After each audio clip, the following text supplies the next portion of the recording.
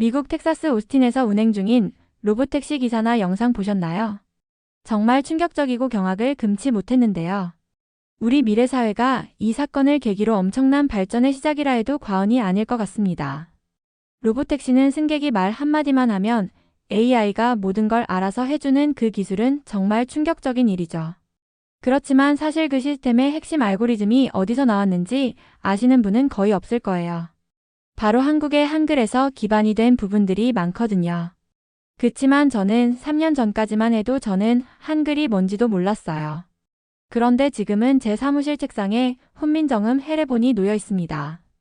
600년 전 조선의 문자가 어떻게 테슬라의 엄청난 로보택시 두뇌의 중추가 되었을까요? 그 이야기 빠르게 시작해 보겠습니다. 안녕하세요. 감동터치 김지영입니다. 구독과 공감이 이 이야기를 계속 전달할 수 있는 이유입니다. 1초 만에 누를 수 있는 좋아요와 구독까지 저와 함께 해주세요. 저는 테슬라 AI 언어 처리팀에서 근무하는 마이클 존슨입니다. 2025년 현재 텍사스 오스틴 남부에 제한된 지오펜스 구역에서 특별한 일이 벌어지고 있어요. 테슬라의 마덜 Y 기반 로보택시가 실제로 운행되고 있거든요. 하지만 아무나 탈 수 있는 건 아니에요. 소셜미디어 인플루언서들, 투자자들, 그리고 선별된 베타 테스터들만 초대받아서 체험할 수 있습니다. 테슬라의 이 기술은 전 좌석이 전용 앱으로 호출도 가능하고 페달과 핸들 없이 오로지 차량이 자체 운행되는 기술이에요. 마치 SF 영화에서나 보던 것이 현실화가 된 거죠. 이 테슬라의 발전에 있어 가장 큰 프로젝트가 있었어요. 제가 그 프로젝트에 참여하게 된 건 정말 우연이었지요. 원래 저는 하버드에서 AI 언어학을 연구하던 학자였거든요. 그런데 3년 전에 개발한 알고리즘이 테슬라의 눈에 띄면서 모든 게 바뀌었습니다. 지금은 테슬라 본사에서 FSD 시스템의 언어 인터페이스를 담당하고 있어요. 이 로보택시의 진짜 혁신은 단순히 자율주행이 아닙니다. 승객과 AI가 자연스럽게 소통한다는 거예요. 예를 들어 누군가 차에 타서 조금 급해라고 말하면 AI가 그 말의 뉘앙스를 정확히 파악해서 더 효율적인 경로를 선택합니다. 천천히 가줘라고 하면 안전 우선 모드로 전환하고 조용히 해줘라고 하면 음향 시스템을 자동 조절하죠. 테슬라의 현재 AI 시스템은 정말 놀라워요. 신경망 기반의 비전 처리, 실시간 경로 최적화, 그리고 제가 개발한 언어 의도 해석 시스템이 완벽하게 통합되어 있거든요. 차량의 8개 카메라가 수집한 시각 정보와 승객의 음성 명령을 동시에 처리해서 최적의 판단을 내리는 거예요. 가장 인상적인 건 다국어 환경에서의 성능입니다. 오스틴은 정말 다양한 언어를 사용하는 사람들이 사는 도시거든요. 영어는 물론이고 스페인어, 중국어, 한국어, 일본어까지 각 언어마다 같은 의도라도 표현 방식이 완전히 다른데 저희 시스템은 그 모든 걸 정확히 이해해요.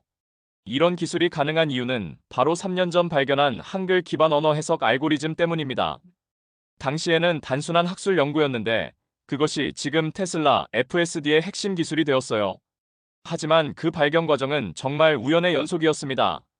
지금 오스틴에서 운행되는 로보택시를 볼 때마다 정말 뿌듯해요. 600년 전 한 나라의 왕이 만든 문자가 21세기 자율주행 기술의 뇌가 되었다는 사실이 아직도 믿기지 않거든요. 저는 하버드에서 AI 언어학을 연구하는 교수였어요. 20년 넘게 컴퓨터가 인간의 언어를 이해하도록 만드는 일에 매진해왔죠. 겉으로는 성공한 연구자였지만 내심 깊은 좌절감에 빠져 있었습니다. 문제는 이거였어요. AI는 단어의 뜻은 완벽하게 알고 있었지만 사람이 진짜 하고 싶은 말은 전혀 이해하지 못했거든요. 예를 들어 누군가 괜찮아라고 말할 때 정말 괜찮다는 뜻인지 아니면 화가 났다는 뜻인지 구분을 못했어요. 영어로 파인이라고 해도 마찬가지였고 일본어로 조용히 해달라고 부탁할 때도 그 미묘한 뉘앙스를 놓쳤습니다. 연구실에서 매일 마주하는 현실이 답답했어요. 제가 개발한 최신 언어 모델에 I am tired라고 입력하면 AI는 항상 피곤하다라고만 해석했거든요. 하지만 실제로는 그 말이 쉬고 싶다, 더 이상 하기 싫다, 도움이 필요하다, 그만하자 등 수십 가지 의미가 될 수 있잖아요? 상황과 화자의 상태에 따라 완전히 달라지는 거예요. 더 심각한 건 문화적 차이였습니다. 같은 영어권이라도 미국인과 영국인의 표현 방식이 달랐어요. AI는 문화적 뉘앙스를 전혀 파악하지 못했어요. 특히 자동차 분야에서 이 문제가 심각했어요. 당시 테슬라를 비롯한 여러 자동차 회사들이 음성 인식 기능을 개발하고 있었는데 사용자들의 불만이 끊이지 않았거든요. 빨리 가줘라고 했는데 AI가 과속을 하거나 천천히라고 했는데 너무 느리게 기어가는 식이었어요. 제가 컨설팅했던 한 자동차 회사의 사례가 정말 인상적이었어요. 테스트 드라이버가 음악 좀 줄여줘라고 했는데 AI가 음악을 완전히 꺼버린 거예요. 사람은 조금 줄여달라는 뜻이었는데 AI는 줄여달라는 단어에만 반응해서 최소값인 0으로 설정한 거죠. 이런 일들이 계속 반복되니까 사용자들이 음성 인식 기능을 아예 꺼버리는 경우가 많았어요. 동료 교수들과 이 문제에 대해 토론할 때마다 좌절감이 컸습니다. 언어학과의 존 교수는 언어가 단순한 기호 체계가 아니라 인간의 감정과 문화가 담긴 살아있는 유기체라고 지적했어요. 컴퓨터 과학과의 사라 교수는 현재 기술로는 인간의 직감과 맥락 이해를 모방하기 어렵다고 분석했습니다. 제가 개발한 언어 모델들도 마찬가지였습니다. 문법적으로는 완벽했지만 화자의 감정이나 의도는 전혀 파악하지 못했어요. 이 같은 단어라도 상황과 문화에 따라 완전히 다른 의미가 되는데 기존 AI는 그런 맥락을 읽지 못했거든요. 더 큰 문제는 다국어 환경이었습니다. 미국은 정말 다양한 언어를 사용하는 사람들이 살고 있잖아요. 영어 사용자와 스페인어 사용자가 같은 상황에서 AI와 대화할 때 완전히 다른 반응이 나오는 거예요. 언어마다 감정 표현 방식이 달라서 AI가 혼란스러워했던 거죠. 실제로 제가 진행한 다국어 테스트에서 충격적인 결과가 나왔어요. 나 화났어라는 감정을 다른 나라 언어로 표현으로 했을 때 AI가 각각 다른 강도의 나 화났어로 인식한 거예요. 같은 감정인데도 언어에 따라 AI의 반응이 달라진 거죠. 연구실에서 밤새 고민하던 중에 문득 깨달았어요. 지금까지 우리는 각 언어를 별개의 시스템으로 접근했는데 그게 문제였던 거죠.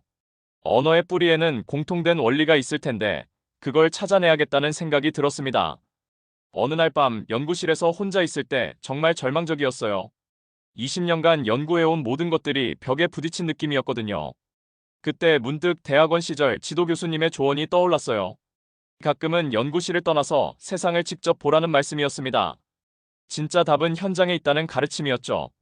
마침 안식년이 다가왔어요. 저는 직접 세계 각국의 언어를 체험해보기로 결심했습니다. 책상에서 하는 이론 연구로는 한계가 있다고 느꼈거든요. 실제로 그 언어를 사용하는 사람들과 만나고 그들의 문화 속에서 언어가 어떻게 작동하는지 봐야겠다고 생각했어요. 여행 계획을 세우면서 제가 정말 모르는 아시아를 선택했습니다. 특히 중국과 일본은 AI 언어 처리에서 가장 어려운 언어들 중 하나였거든요. 중국어는 성조 언어라서 같은 의미라도 높낮이에 따라 의미가 바뀌고 일본어는 복잡한 경어법과 문맥 의존적 표현이 많았어요. 중국에서 2주, 일본에서 2주를 보낸 후 정말 많은 걸 배웠어요. 하지만 동시에 더 큰 혼란에 빠졌습니다. 각 언어가 너무나 독특해서 공통된 원리를 찾기가 더 어려워 보였거든요. 시스템에 계속적으로 실험해 볼 때마다 새로운 문제가 계속 발생했어요. 더 이상 불가능하다고 생각되었죠. 그리고 마지막 코스로 한국을 선택했습니다. 솔직히 그때는 한국어에 대해 거의 아는 게 없었어요. 그냥 아시아 여행의 마지막 경유지 정도로 생각했죠. 며칠만 머물다가 미국으로 돌아올 계획이었거든요. 인천공항에 내렸을 때 처음 느낀 건 공항 안내방송이었어요. 한국어로 하는 안내방송이 다른 언어들과 뭔가 달랐거든요. 각 소리가 정확하고 명확하게 구분되는 느낌이었어요. 영어나 중국어, 일본어 안내방송과 비교해보니 확실히 다른 특징이 있었습니다. 입국 심사를 받으면서도 흥미로웠어요.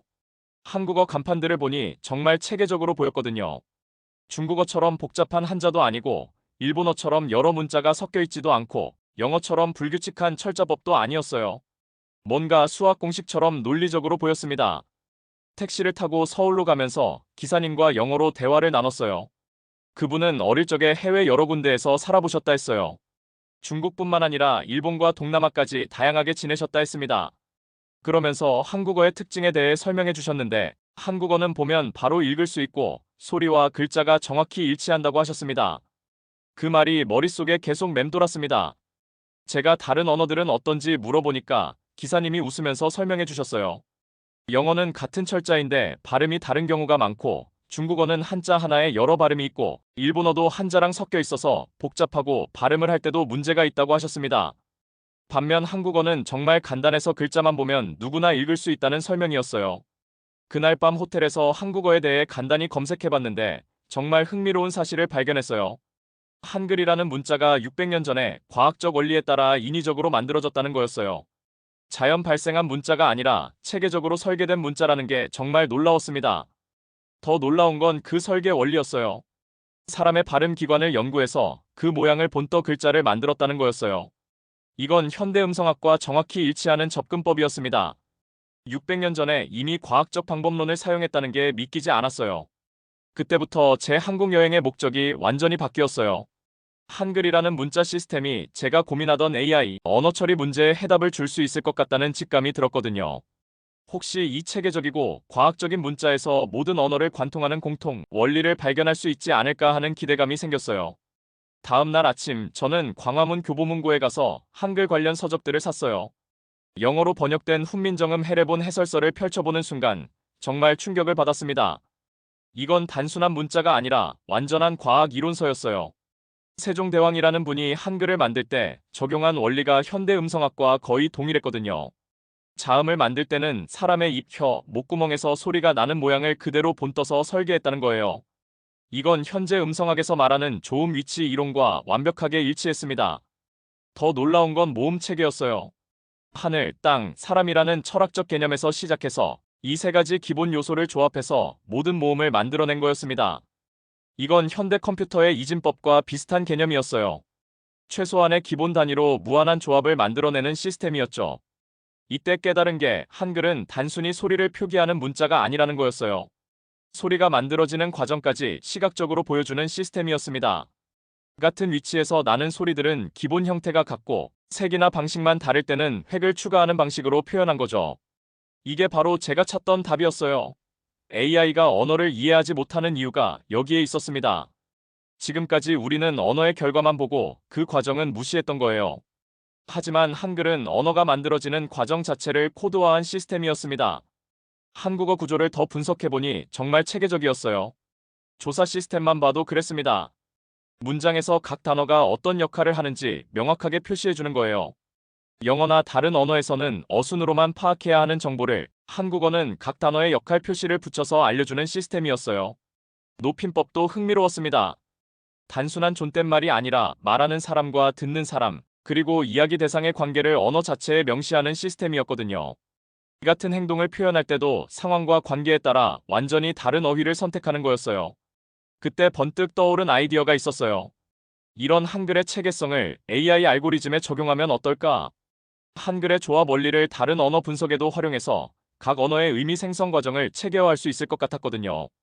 호텔로 돌아와서 노트북을 켜고 첫 번째 실험을 시작했습니다.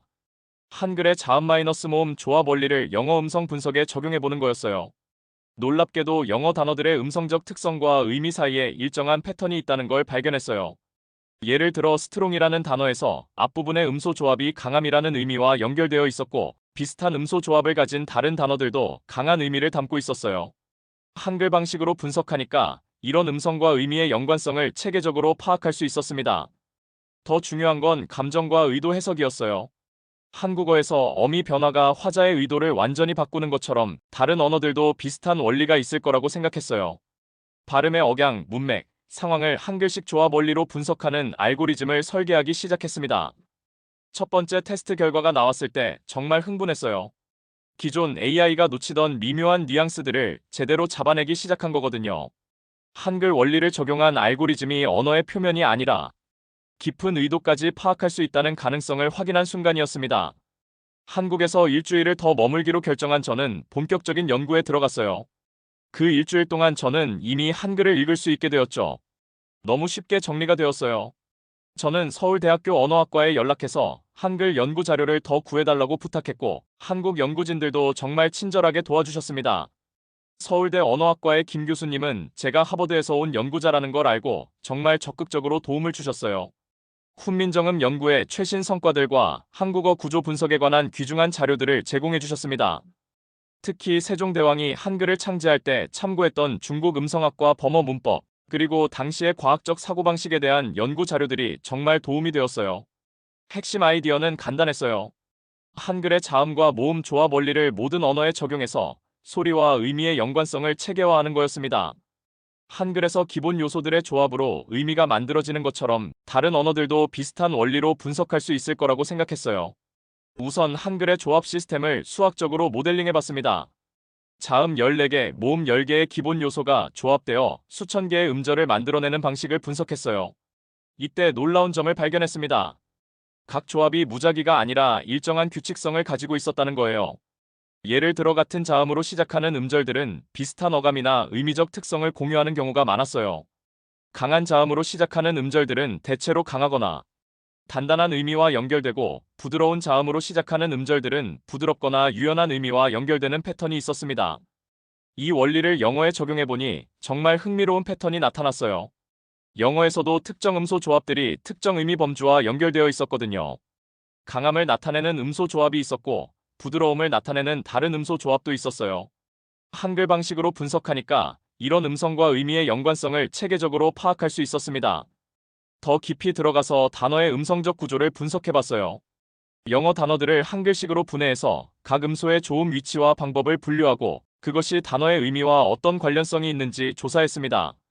결과는 정말 놀라웠어요. 상당한 상관관계가 있었거든요.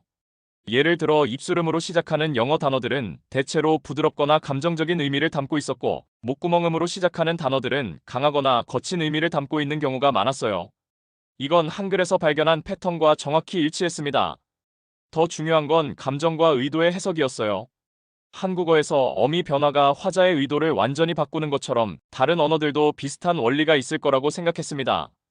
이 가설을 검증하기 위해 실제 대화 데이터를 수집해서 분석해봤어요. 한국어 대화에서는 정말 명확했습니다. 이 같은 내용이라도 어미에 따라 화자의 감정 상태, 청자와의 관계, 상황의 격식성이 완전히 달라졌어요. 이 정보들을 수치화해서 알고리즘에 적용할 수 있었습니다. 영어에서도 비슷한 패턴을 찾을 수 있었어요. 억양, 강세, 발음 속도 등이 화자의 의도를 나타내는 중요한 지표였습니다. 한글에서 어미 변화가 하는 역할을 영어에서는 이런 음성적 특징들이 담당하고 있었던 거죠. 제가 설계한 알고리즘은 이런 요소들을 종합적으로 분석하는 거였어요. 단어 자체의 음성적 특성, 발음 방식, 문맥, 화자의 상황을 모두 조합해서 진짜 의도를 파악하는 시스템이었습니다. 한글의 조합 원리를 다층적으로 적용한 거죠. 첫 번째 본격적인 테스트를 해봤어요. 기존 AI 모델과 제가 개발한 한글 기반 알고리즘을 비교해봤습니다. 이 같은 문장을 여러 언어로 입력하고 AI가 화자의 의도를 얼마나 정확히 파악하는지 측정해봤죠. 테스트 데이터는 정말 다양하게 구성했어요. 일상 대화, 감정적 대화, 비즈니스 대화, 응급 상황 대화 등 여러 상황에서 수집한 실제 대화들이었습니다. 각 대화마다 화자의 진짜 의도를 미리 분류해두고 AI가 그걸 얼마나 정확히 맞히는지 측정했어요. 결과는 정말 놀라웠어요. 기존 모델의 의도 해석 정확도가 평균 65% 정도였는데 한글 알고리즘을 적용한 모델은 90%를 넘었거든요. 25% 이상의 성능 향상이었습니다. 특히 감정이나 뉘앙스가 중요한 대화에서는 차이가 더욱 컸어요. 구체적인 사례들을 보면 정말 드라마틱했습니다. 기존 AI가 완전히 놓쳤던 미묘한 표현들을 한글 알고리즘은 정확히 잡아냈어요. 예를 들어 한국어로 괜찮다는 표현을 테스트했는데 기존 AI는 항상 긍정적으로만 해석했어요. 하지만 한글 알고리즘은 억양과 문맥을 분석해서 정말 괜찮음, 화남, 피곤함, 포기 등을 정확히 구분해냈습니다. 영어 테스트도 비슷했어요. 같은 단어라도 상황과 발음 방식에 따라 완전히 다른 의미로 해석했고, 일본어로 조용히 해달라는 부탁도 그 상황과 관계에 맞게 이해했어요. 중국어의 미묘한 표현들도 마찬가지였습니다. 가장 혁신적인 건 다국어 환경에서의 일관성이었어요.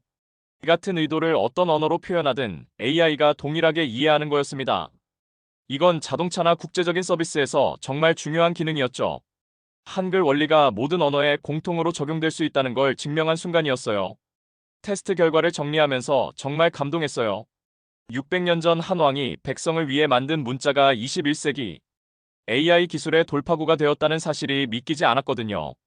세종대왕이 말씀하신 모든 사람이 쉽게 배우고 편히 쓸 수 있는 문자라는 철학이 지금 AI와 인간의 소통 문제를 해결하는 열쇠가 된 거예요. 한국에서의 마지막 날, 이 연구가 얼마나 큰 변화를 가져올지 상상해봤습니다. 언어 장벽 없이 전 세계 사람들이 AI와 자연스럽게 소통할 수 있는 세상 말이에요. 그 시작이 바로 한글에서 나왔다는 게 정말 놀라웠습니다.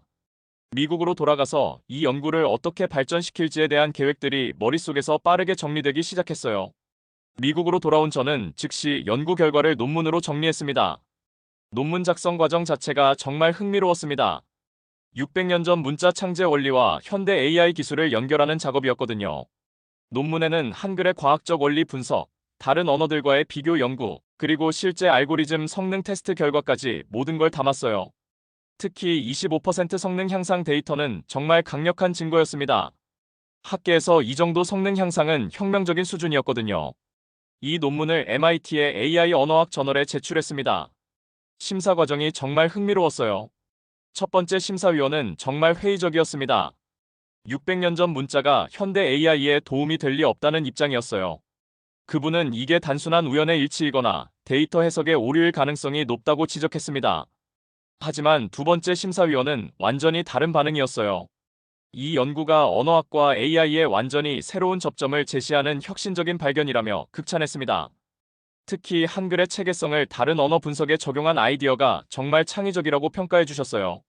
세 번째 심사위원은 직접 검증해보겠다고 했습니다. 제가 제공한 알고리즘을 자신의 연구실에서 재현해보고 싶다는 거였어요. 몇 주 후에 받은 피드백은 정말 고무적이었습니다. 동일한 결과를 얻었다는 확인과 함께 이 연구의 잠재력에 대한 높은 평가를 해주셨어요. 결과적으로 논문이 게재되면서 학계에 큰 반향을 일으켰어요. AI 컨퍼런스에서 발표할 기회도 여러 번 생겼고 각종 학술지에서 인터뷰 요청이 쏟아졌습니다. 하지만 정말 놀라운 건 실리콘밸리 기업들의 반응이었어요. 구글이 가장 먼저 움직였어요. 구글 번역팀의 수석 연구원이 직접 연락해와서 제 알고리즘을 실제 서비스에 적용해보고 싶다고 했습니다. 초기 테스트 결과가 정말 놀라웠어요. 특히 아시아 언어들 간의 번역에서 혁신적인 개선이 나타났거든요. 기존 구글 번역은 단어나 문장 단위로만 번역했는데 한글 알고리즘을 적용하니까 화자의 의도와 감정까지 번역에 반영할 수 있게 되었어요. 메타에서도 연락했습니다. 메타버스 환경에서 전 세계 사용자들이 실시간으로 소통할 때 언어 장벽을 해결하는 기술이 절실하다는 거였어요. 제 알고리즘이 그 해답이 될 수 있다고 판단한 거죠. 특히 VR 환경에서는 음성뿐만 아니라 몸짓, 표정까지 종합적으로 분석해야 하는데 한글의 다층적 분석 원리가 정말 유용할 것 같다고 하더라고요. 하지만 가장 적극적으로 관심을 보인 곳은 테슬라였어요. 2023년 초 정말 놀랍게도 테슬라에서 직접 저에게 연락해왔습니다. 자율주행 기술에서 가장 어려운 부분이 바로 인간과 AI의 자연스러운 소통이라면서 제 알고리즘이 그 문제를 해결할 수 있을 것 같다고 하셨어요. 첫 미팅은 정말 인상적이었습니다. 그는 제 연구 논문을 정말 꼼꼼히 읽어보셨더라고요. 특히 다국어 환경에서의 일관성 부분에 큰 관심을 보이셨어요. 테슬라가 전 세계 시장을 목표로 하고 있는데 각 나라마다 다른 언어 시스템 때문에 복잡한 문제들이 있다는 설명이었습니다. 테슬라의 비전은 정말 명확했어요. 전 세계 어디서든 누구든 테슬라 차에 타서 자신의 언어로 말하면 AI가 정확히 의도를 파악해서 목적지까지 안전하게 데려다주는 시스템을 만들겠다는 거였습니다. 단순한 명령어 인식이 아니라 자연스러운 대화가 가능한 시스템이었어요. 특히 안전성 측면을 강조했습니다. 자율주행에서 가장 중요한 건 승객의 의도를 정확히 파악하는 거라고 하셨어요. 빨리 가달라는 말이 정말 급한 상황인지 아니면 단순한 요청인지, 천천히 가달라는 말이 안전을 위한 건지 아니면 여유를 즐기고 싶은 건지를 구분할 수 있어야 한다는 거였죠. 2023년 여름부터 본격적인 협업이 시작되었습니다. 하버드에서 테슬라로 움직이는 건 쉬운 결정이 아니었어요. 20년간 쌓아온 학계 경력을 포기하는 거였으니까요. 하지만 제 연구가 실제로 수백만 명의 안전과 편의에 기여할 수 있다는 생각에 결심했습니다. 테슬라 본사에서 FSD 팀과 함께 일하기 시작했어요. 정말 놀라운 팀이었습니다. 컴퓨터 비전 전문가, 머신러닝 엔지니어, 자동차 공학자들이 한 팀이 되어서 미래의 교통을 만들어가고 있었어요. 제가 맡은 역할은 AI와 인간의 언어 인터페이스를 담당하는 거였습니다. 제 알고리즘을 자율주행 시스템에 통합하는 작업이 시작되었어요. 가장 어려운 부분은 실시간 처리였습니다. 차가 고속으로 달리면서도 승객의 말을 즉시 이해하고 반응해야 했거든요. 지연 시간이 1초만 늘어나도 안전에 치명적일 수 있었어요. 한글의 조합 원리가 여기서 정말 유용했습니다. 기본 요소들의 체계적 조합으로 빠른 연산이 가능했어요. 복잡한 언어 분석을 단순한 조합 계산으로 변환할 수 있었거든요. 영어의 복잡한 예외 규칙들, 중국어의 성조 변화, 일본어의 복잡한 경어법도 한글식 분석으로 표준화할 수 있었습니다. 첫 번째 실차 테스트는 정말 감동적이었어요. 테슬라의 시험 트랙에서 실제 자동차에 탑승해서 테스트하는 거였습니다. 한국에서 온 엔지니어가 한국어로 좀 급하다고 하자 AI가 즉시 더 빠른 경로를 선택했습니다. 미국인 동료가 편안하게 가자고 하자 여유 있는 경로를 택했고 중국에서 온 방문자가 조심해서 가달라고 하자 더 안전한 주행 모드로 전환했어요. 이때 정말 뿌듯했습니다. 한국에서 발견한 한글의 원리가 전 세계 사람들의 안전과 편의를 책임지는 기술이 되었다는 걸 실감했거든요. 세종대왕의 꿈인 모든 사람이 쉽게 소통할 수 있는 문자가 모든 사람이 AI와 쉽게 소통할 수 있는 알고리즘으로 진화한 거였어요. 테슬라 팀원들도 정말 놀라워했습니다. 600년 전 한 나라의 문자가 현대 자율주행 기술의 핵심이 되었다는 사실에 정말 감탄했어요. 한글에 대한 관심이 높아지면서 팀 내에서 한글을 배우는 사람들도 생겨났습니다. 2025년 현재 오스틴에서 운행되는 로보택시 보면서 정말 감개무량했어요. 3년 전 한국 여행에서 시작된 작은 발견이 이렇게 거대한 변화를 만들어냈다는 게 아직도 믿기지 않거든요. 로보택시의 성공은 단순히 테슬라만의 성과가 아니에요. 한글 기반 알고리즘은 이제 AI 산업 전체의 새로운 표준이 되었거든요.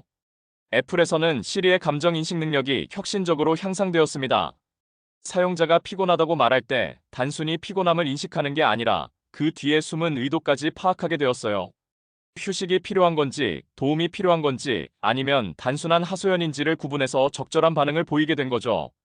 아마존 알렉사는 가정 환경에서 가족 구성원들의 서로 다른 언어와 문화적 배경을 이해하게 되었어요. 할머니가 한국어로 말씀하시든, 손자가 영어로 말하든, 며느리가 스페인어로 말하든 모든 가족의 의도를 정확히 파악해서 집안 분위기에 맞는 서비스를 제공하게 되었습니다. 구글에서는 번역 서비스가 완전히 혁신되었어요. 단순한 단어 번역을 넘어서 문화적 맥락과 감정까지 전달하는 진짜 소통이 가능해진 거죠. 한국의 정의라는 개념을 영어로 번역할 때도 단순히 어펙션이 아니라 상황에 맞는 적절한 표현으로 번역하게 되었어요. 가장 놀라운 변화는 의료 분야에서 일어났습니다. 전 세계 병원들에서 한글 알고리즘 기반의 의료 통역 시스템이 도입되었어요.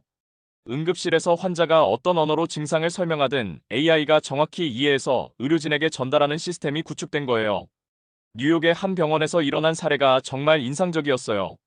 중국에서 온 관광객이 가슴이 아프다고 중국어로 호소했는데 기존 번역 시스템으로는 단순한 가슴 통증으로만 번역되었어요. 하지만 한글 알고리즘은 그 환자의 표현 방식과 억양을 분석해서 심장마비 가능성이 높다는 판단을 내렸고 즉시 응급처치가 이루어져서 생명을 구할 수 있었습니다. 언어 장벽 때문에 생기던 의료사고가 90% 이상 줄어들었습니다. 특히 응급 상황에서 환자의 급박함이나 고통의 정도를 정확히 파악할 수 있게 되면서 의료진의 대응 속도와 정확성이 크게 향상되었어요. 교육 분야의 혁신도 대단해요. 전 세계 어느 나라 학생이든 자신의 모국어로 질문하면 AI 튜터가 그 학생의 문화적 배경까지 고려해서 맞춤형 설명을 해주는 거죠.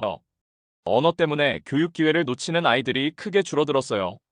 아프리카의 한 시골 학교에서는 현지 언어로만 소통할 수 있는 아이들이 한글 알고리즘 기반 AI 교사를 통해 세계 최고 수준의 교육을 받고 있어요.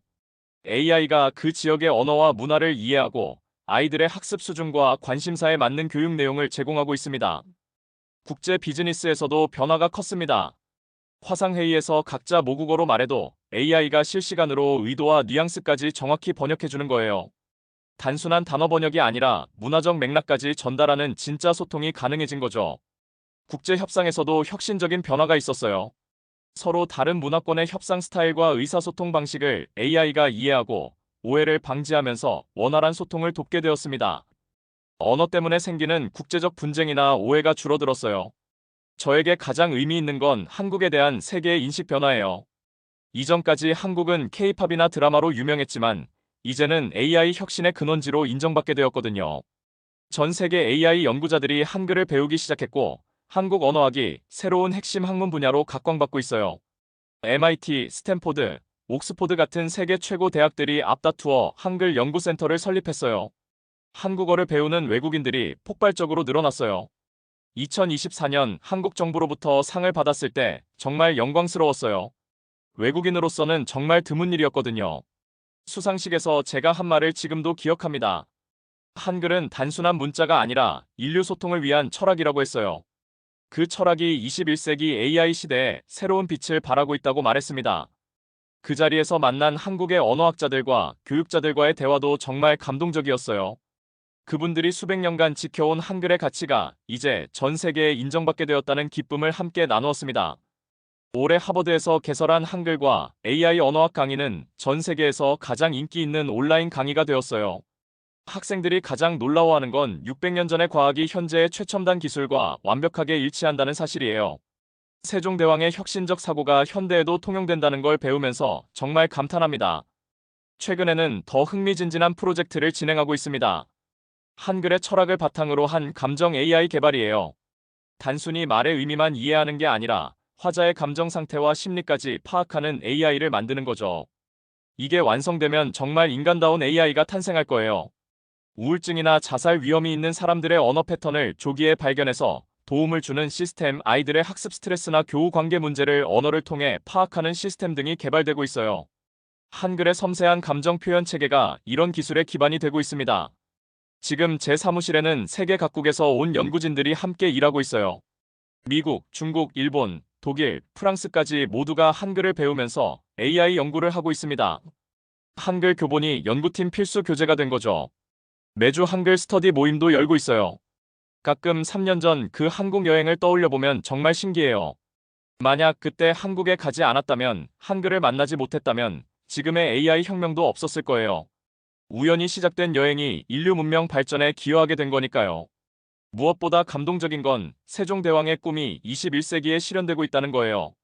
모든 사람이 쉽게 배우고 편히 쓸 수 있는 문자를 만들겠다는 그 꿈이 이제는 모든 사람이 AI와 쉽게 소통할 수 있는 세상을 만들어가고 있어요.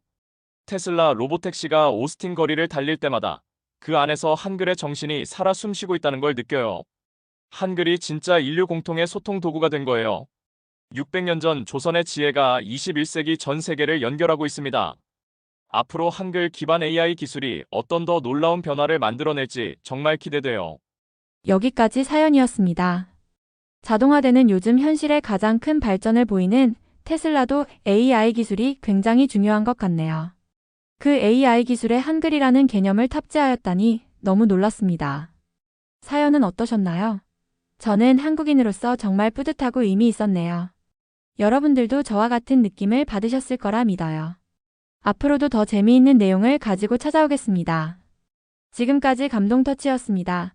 구독과 좋아요는 저에게 큰 힘이 됩니다. 행복하세요.